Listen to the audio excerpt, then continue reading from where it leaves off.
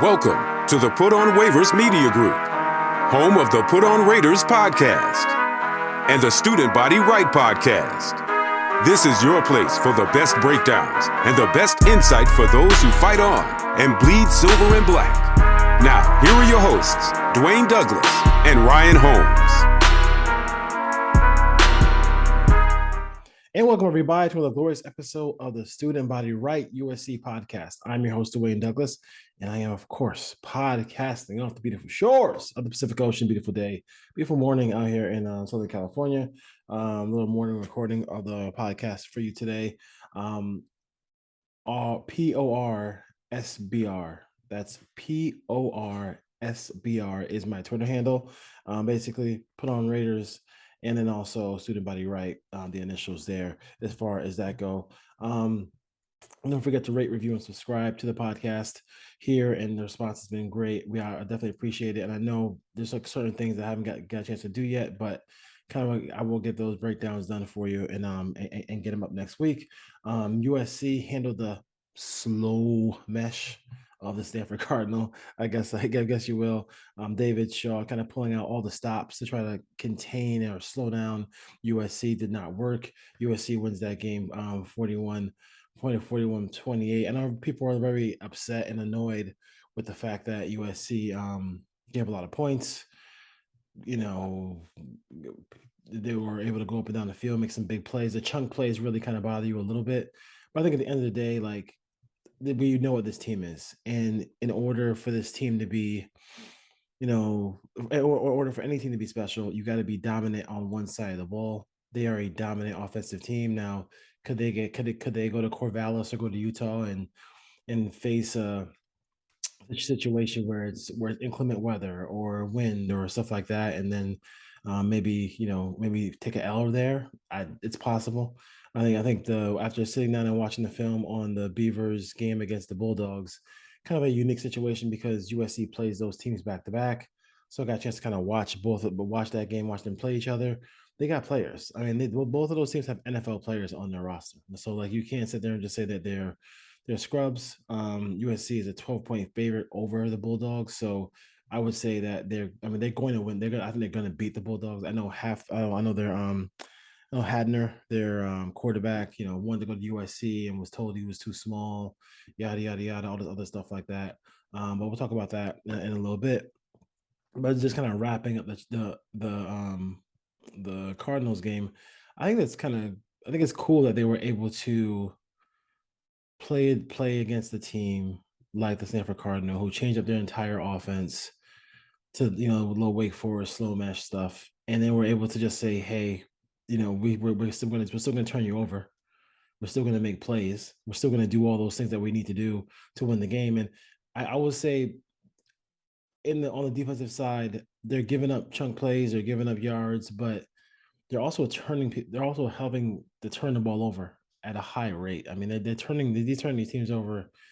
Alex Grinch and company are turning people over left and right. Mekhi Blackton had a good game as far as forcing turnovers go, and their offense is one of those offenses where it puts pressure on your entire team as the opponent. Because if you don't score, if you punt once, you get behind the sticks.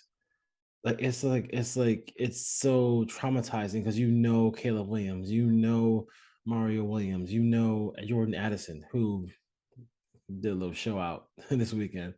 How good those guys are. So, and then that part of it, and at the core of everything, Lincoln Riley wants to run the football. Then you got Travis Dye and Austin Davis too as well too. And if they get Malik Brown back as well, as far as his injury goes, so that's kind of like kind of sums it up for as far as the Stanford Cardinal game goes. I'm just one of those guys who just like David Shaw is in a perfect situation. Nobody cares if he wins or loses. Like, let's just be real. Nobody cares if he wins or loses. It's not really it's not a big thing if he does win or lose. It's kind of I think it's kind of a sad situation when you coach somewhere where nobody cares whether you win or lose. And I just don't think they're going to be good. I think they're going to have like they're going to be good every 6-7 years.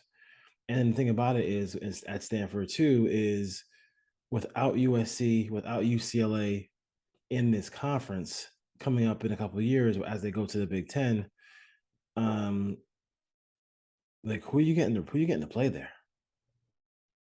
Like, yeah, I know right now they got Emmett Smith's son, but who are you getting to play there? Like, who are you getting to play there? I mean, that it's hard enough to find players as it is in college football at the critical spots in on the West Coast because they don't make those defensive ends and those defensive tackles. Usually those guys aren't out west. You have to go back east to get them. You have to go to the northeast to get them. You have to go to the south to get them. And I'm gonna go play for Stanford. I'm a big T. I'm a big, Jeffrey Simmons type defensive tackle, right? And I'm gonna go play for Stanford. Why? Who's Stanford playing? Washington State. Like I'm not trying to kill those teams, but I'm just saying that's the hole in the void that USC leaving this conference kind of brings to the table as far as that goes. So um we're gonna leave Stanford and go to Fresno State now. USC plays Fresno State. I believe on Fox 7:30 Pacific time. So sorry, East Coast, you can't see great football. But Jeff Tedford is a coach who you gotta respect. I mean, like he is a coach you gotta respect. I really respect what he's done. They are definitely a talented team. At Fresno State, they're explosive. They can make plays. They could have easily, cheesily won that game against the Beavers. Beavers haven't won there in forever, but they were able to win last week against the Bulldogs. But the Bulldogs are a talented team, so we can't. The UCLA cannot take them lightly in any way whatsoever. So they have to. So they got to be prepared for that. They have receivers who can make plays. Um, Defensively, can they hang with USC? I don't think they. Excuse me, sorry. I don't think they can in any way. But this could be one of those games where it's just a crazy high scoring game. I mean, it's just that simple. I mean, it's a crazy high scoring game, and I think they did a good job. Excuse me, fighting back a sneeze here. I think Tedford, he coached at Cal. We kind of know him a little bit from his past endeavors. He has a lot of experience. Was an NFL offensive coordinator with the Tampa Bay Buccaneers. So he's just a really good offensive coach, and I feel like Havner and one guy who I'm really kind of concerned with because of the chunk plays that USC has given up is Jordan Mims. Jordan Mims, number 7. You'll see him when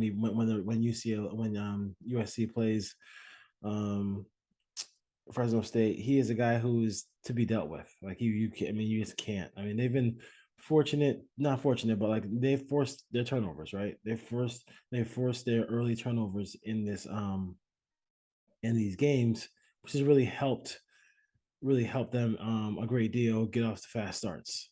Got a fast start against Rice, fast start against Stanford. They were able to do that. This is a game where you don't want to fall behind this because they have a lot of offensive answers. A lot of offensive answers. They can score. They can score. They can score. Now, as far as Hatner goes, and people are tweeting at me, texting me, talking about him as a player and his whole like mantra about whatever. He's a smaller quarterback. He's not a big quarterback. He can make all the plays. I would say he's not a guy who you have to worry about getting outside the tackle box and getting to the edge or scrambling. Kind of like a Drew Brees type as far as just sitting in the pocket and stuff like that. So those big defensive linemen, I mean, the opportunity for Gentry to maybe get on a blitz who has a 7 foot wingspan. I would say what USC could definitely try to do in this situation it would be to bat passes down if they can't get to the quarterback and try to make it a tough situation for him as far as he tries to pass the ball down the field because he has the arm to do it. But I'm not sure if Alex Burns is gonna let him just sit back in the pocket. I mean, you gotta you got to send somebody, but he's also good against the blitz. So if that blitz is picked up, then he can get the ball down the field to a myriad of receivers. The guy can play. So he can be. There's going to be some third downs where you're going to be pulling your hair out just a little bit, Trojan fans, because he can play. And I think the tempo of this season is every week they get a better opponent. Every week the challenge becomes better, and I think it all leads up to the game against Utah. In this conference now, I do believe that you just have to. They're not taking the best two teams from. They're not taking the teams from the different divisions. They're just taking the teams with the two best records. So they're setting it up where they said, hey, and maybe we get Utah and UCLA. Utah and I got the Bruins in my mind for some reason. You get Utah and USC twice, which is a possibility. It's a possibility. So we'll have to see what happens there. But I would definitely not be I would definitely be on the lookout for not an upset alert. I think going to Corvallis would be an upset alert for next week. This week, they gotta be sure. You can't play around, you can't joke around, you can't mess around. This team is a talented team. And you don't want to get behind them, because if it's one of those games where you're chasing, this defense, while they've gotten turnovers, we have to readily admit that, hey, when it's time to get a stop in a big moment, we haven't. That's the one thing we haven't seen yet. We've seen, the screen passes. We've seen the big runs now from Travis Dye and things like that. We've seen those things come, but we haven't seen this team like, okay, it's 3rd and 7. You got a team on that fringe red zone area that they need to stop. They need to get the ball back to Caleb Williams so he can go score. And that's what we haven't seen yet. So that's what that's one thing I'd be worried about if I was a Trojan fan. But a back and forth affair. They can't really stop USC. I think that's the biggest thing. I mean, USC is a really good. They're going to score 30. They're going to score 40. They put a lot of pressure on you to do the same, and that's where if you make one mistake, like that first drive for Stanford, boom, pick, interception, then boom, it's all USC at that point. So, big game this week at the Collie. They want y'all to feel the Collie. It's a night game, so it should be nice and cool. And the weather is definitely taking a turn for the better out here. I know some people are like, oh God, people from California complaining about the weather. I live in Idaho. I live in I live in Iowa. I live out there. I live in St. Louis, where it can get brutally hot as well. But that week was pretty brutal. Weather-wise, I went to the first game against Rice. It was a very hot day, so I definitely give the Trojan fans who went to that game a lot of props for that. So we'll see. We'll see what happens. We'll see what happens there as far as the weather goes. And see, let's just see as they build this season. Can the Trojan fans start to really fill the place? Like, you want a Lincoln Riley, you want a huge improvement in everything that USC does, right, football wise. But can you fill that building? I mean, that's what everybody's waiting for. They're waiting to see their college just filled, and maybe it'll be when they play Notre Dame. Maybe it'll just continue to be that at that point. But we'll have to see if that takes place coming up here, because that's one of the few things that are missing from this whole thing. But I think they've only had one home game yet, so we're gonna keep seeing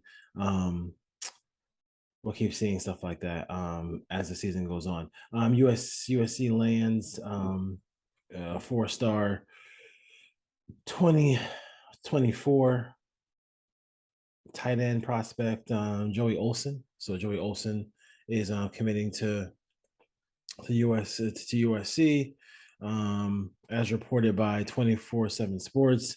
And then Chris Trevino is reporting that they will that Sam Green from San Francis Academy in Maryland. Like I said, you have to go to the East Coast. You have to go to the East Coast. You have to go. The diet is a little bit different out there on the East Coast. So if you want those big bodies, you gotta go out there and get them. But Sam Green has committed to USC as well, and that's something that's what we're talking about with those big bodies. You need some of these defensive linemen. You need some big bodies. You need some guys who can go get the quarterback. It is vital and important in every way to be able to go get the quarterback. I think that's one of the pieces they're missing. If they had an edge rusher on this team, you could forget about it. It would be it would be incredible if they had that. I think the cool thing about it too is that you go to I believe Olsen. I'll double check with Olsen here, see where he's from. I believe Olsen is from. He was a top prospect. Let's see here if I can find it again. I think Joey Olsen was a top prospect in, let's see here, in Oregon. So he's the top prospect in Oregon. So like, Philip Knight can't get everybody. And I think when you start going to people's back, you kind of build that fence in Southern California, like we talked about, and be able to go to other places and win those recruiting battles.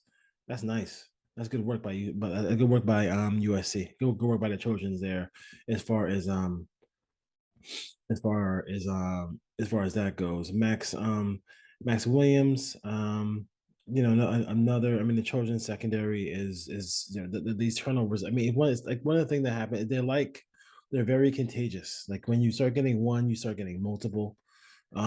So seeing them do that, it's kind of cool. To see if to see them continue to be a team that is able to do that and get um turnovers. Huge, huge as far as that goes. USC also has a little series with their social media team where you can get a chance to meet some of the players. They ask them like random questions, and I think this week they're having Shane Lee do that. So Shane Lee is in there, and Shane Lee is huge, like literally arms like tree trunks. So check that out on USC social media as far as that goes. Um, Back to the game a little bit here. Just remembering all these things about Fresno State. Just kind of give you a lay of the land on the defensive line, offensive line. They're not the biggest up front, so that's where USC can kind of make some hay there. They need, I'd say, if this you're gonna number 7 is gonna drive you crazy a little bit. Like more Jordan Mims is a good running back. He's an NFL caliber running back. So that's one thing you got to watch out for as far as his ability. And then Hedford, I just don't know defensively if they have all the pieces. I know Evan Williams is a very talented hitter on this team. He will take your head off. So you have to make sure if you're going to run one of those inside routes, make sure you do that correctly. Otherwise, Evan Williams is going to knock you in the next week. But I just don't know if they can go ahead and have enough. I'm going to take a quick at the quick do a little box score scouting. I did watch the all 22 of that game. But it was a very entertaining game. They were actually winning that game. They were winning. Fresno State was up in that game big. And then they came back. Then the Beavers came back and won that game. So boom. Let's go here because a couple things I want to I think I forgot to mention in this ball game that I wanted to make sure I kind of went through as far as that game when you're previewing this game for the Trojans here. So let's go here. Interesting matchup here for them as well too. So let's see what's going on there. So 1-1 now. We know that part. Yeah, Jordan Mims. So I just want to talk about Jordan. So Jake Hennifer had 360 yards. Against a pretty good Oregon State team. Oregon State is much improved. Their other rushers did not have a big game and Jake Hennifer is not a rushing threat, so you have to worry about that as far as the quarterback goes. But Mims had 21 carries for 120 and on 21 carries had 122 yards. 5.8 a carry, and then 2 touchdowns. The guy, the guy can play. The guy can play. The guy can play. They got, Josh Kelly had 4 catches for 95 yards. Jalen Cooper, again, had 8 catches for 83 yards. And then Jordan Mims also went in there and had 3 catches for 27 yards. So he can be a dual threat out there, as well. And Evan Williams had 8 tackles, one assisted. They got a couple of turnovers. They got a couple sacks in that ball game too. So you're probably looking at that defense trying to blitz a little bit. Because if they sit back in coverage, they're gonna go out there and it's gonna be a tough game for them. If they sit back in coverage, they have to be able to get pressure on Caleb Williams. Otherwise, they have absolutely no chance. They did give up some 5 point yards, over 5 a carry in this ball game, and also the tight end was a problem for them. Luke Musgrave is a guy who gave them some issues.